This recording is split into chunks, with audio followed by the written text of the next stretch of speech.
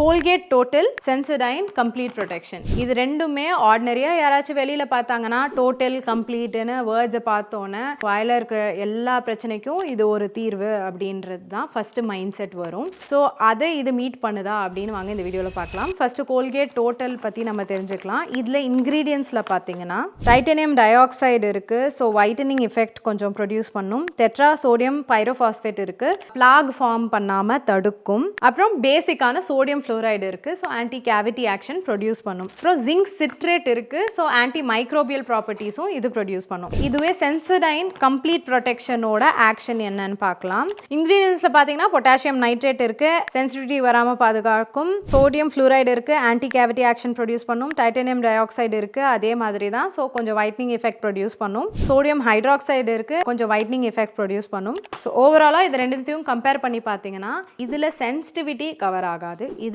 உங்களுக்கு sensitivity cover ஆகும். So இந்த ரெண்டு டூத் பேஸ்ட்லையுமே வாயில் இருக்கிற பிரச்சனை எல்லாமே கவர் ஆகுமான்னு கேட்டிங்கன்னா கிடையாது.